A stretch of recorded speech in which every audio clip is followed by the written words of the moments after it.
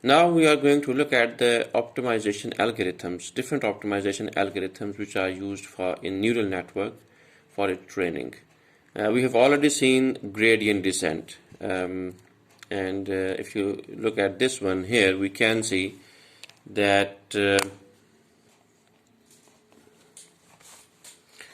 this is the equation for gradient descent, an update equation for updating the weight of a particular, L means particular layer. To update a particular layer, weight of a particular layer, this is the expression that we already know from our previous lecture. So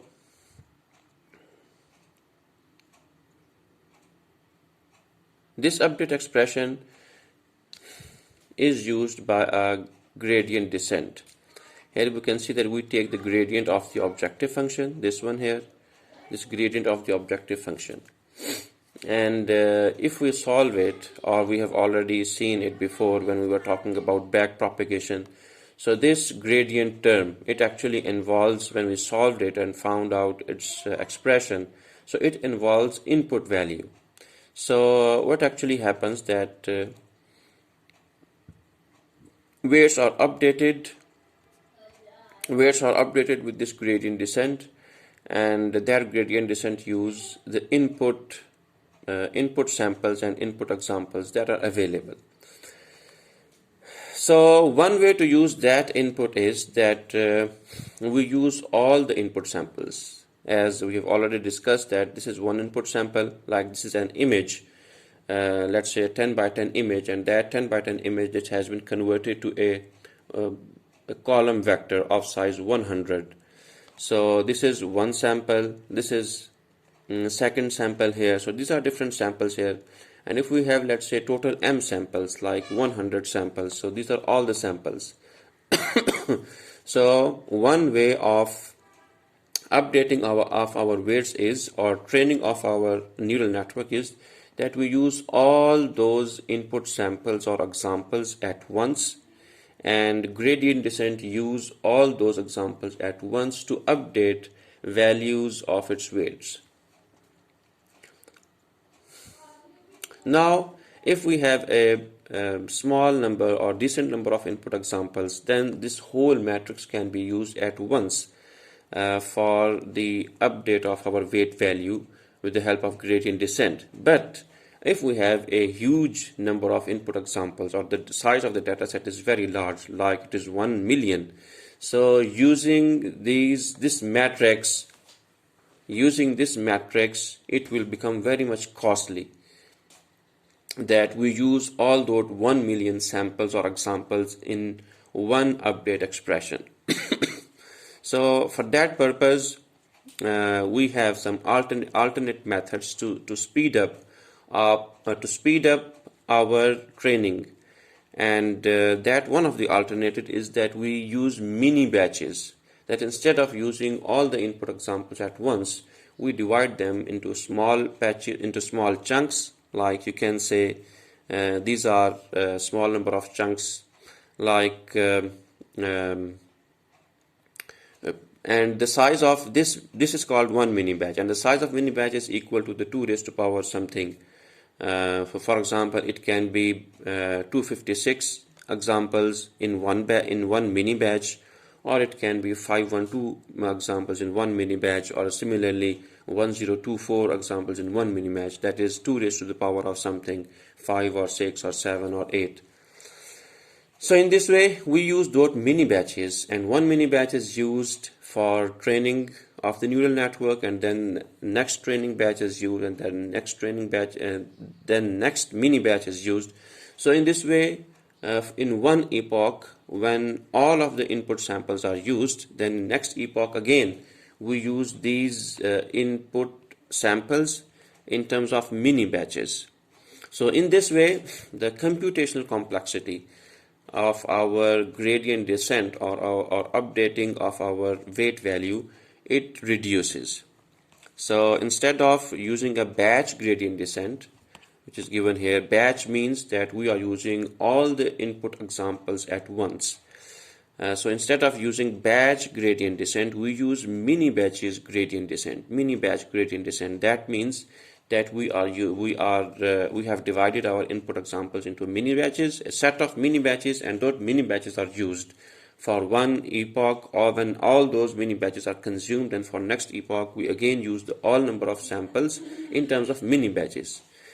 And another form of using the gradient descent is called gradient descent. That is called stochastic gradient descent, SGD. SGD. So SGD means that when the size of mini batch is 1. For example, if we look here, let's say the one mini batch has 256 examples. So this is called mini batch gradient descent. But if we use only one sample for the update of our weight value, then that is called stochastic gradient descent. So the difference between stochastic and mini batch gradient descent is, in stochastic we only use one input sample for one update of our weight value, and in mini batch gradient descent we use a mini batch of the number of the whole input sample to update our weight value. And in batch gradient descent we use all the input samples at once to update our weight value. So these are one of the three different variants, which just to manage the complexity, the computational complexity of our weight update equation. But these different strategies also bring some sort of, you can say, a non-smoothness in our update expression. And what do we mean by non-smoothness or oscillation? So we can see here, and this is our batch gradient descent, this is our mini batch gradient descent, and this is our stochastic gradient descent. And before understanding these figures, we need to understand that these are called contours. So here you can say contour, this is a contour, this is one contour. These three are similar contours. And what is the meaning of contours? Contours are actually a two-dimensional representation of our function surface. Like if you look at this one, this is a three-dimensional surface of a particular function, and this function is actually this surface is a surface of a particular function, like we have already seen or discussed about convex functions. So whatever the function we have, we can plot it in two-dimensional, in three-dimension, and in higher dimensional. On the computer or on the paper, we can only plot two-dimensional or three-dimensional, not the higher dimensional, because we can't represent it. So this is one surface. This is a concave surface. We call this function as a concave function, and this function is a function of these two variables. You look at here, this is x1 and x2, and this three-dimensional, it can be represented in two-dimensional in the form of a contour. So what is the meaning of contour? So this here, the inner circle of this contour, that is actually telling us the top area here, and because the most of this top area is flat, that's why we can see that this circle, it has a, you can say, a greater area.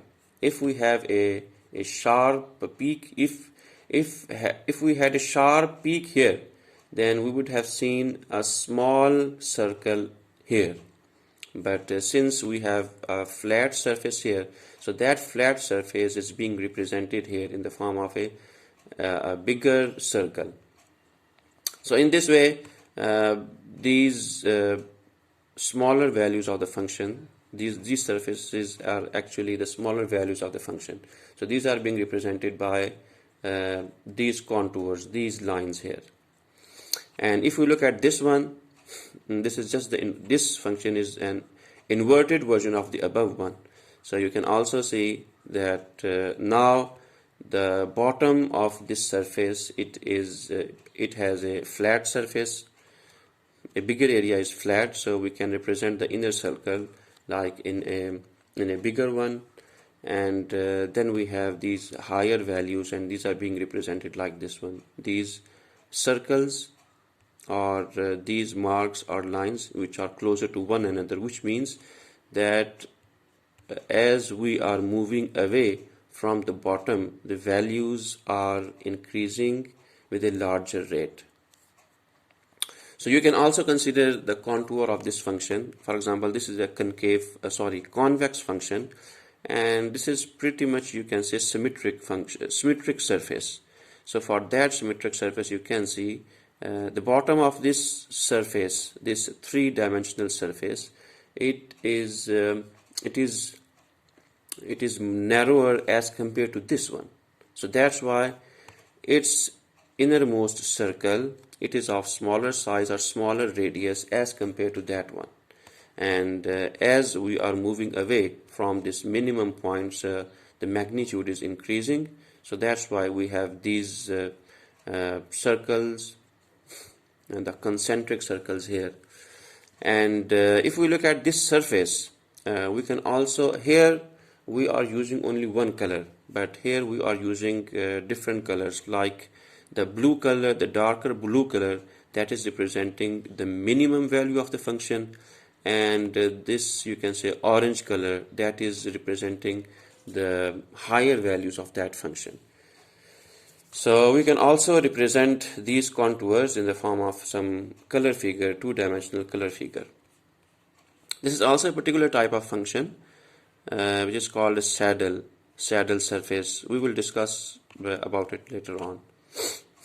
So after giving you the concept of these contours, we again come here. So what we are seeing here, that the batch gradient, when we are applying batch gradient, so what is happening, that if this is the initial point here, this is the initial point,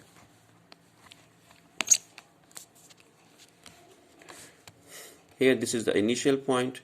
So from this initial point, our function is starting decreasing, the initial point, and for each update of our weight value, it is, you can see, it is taking a very smooth part towards the minimum value. So this is batch gradient descent. So the benefit of batch gradient descent is that in moving from initial value to the minimum value, we get a very smooth line or smooth curve, which is because of using batch gradient, that we are using all of the input examples at once to update our weight value. And if we look at the mini batch gradient descent, though the mini batch gradient descent is imposing less computational complexity or less computational burden, but what is happening, the downside of using mini batch is that there are oscillations, we can see, and we can compare it with this batch gradient descent, that now it is oscillating. So this is the initial point, the next point is here, it is an oscillation, the next point is here. So there are the oscillations. So because of this oscillation, it is also taking more time to reach to its minimum value. And if we look at stochastic gradient descent, in stochastic gradient descent, we are using only one input example, only one example to update our weight value in our weight update equation. So because of this one, there is too much oscillation. So you can see that from this initial value to next step, this is moving here and then going here and then going here. So there are too many oscillations, and because of these too many oscillations, it is taking even more time to reach to its minimum point. And since this contour is actually a convex function, so there are no chances of trapping, so there are no local minima here. So there are because of this convex function and convex surface, this even stochastic gradient descent and minimax gradient descent, they are moving towards the minimum point. But if we have many local minima, so that stochastic gradient descent, this can cause this function to trap somewhere in local minima.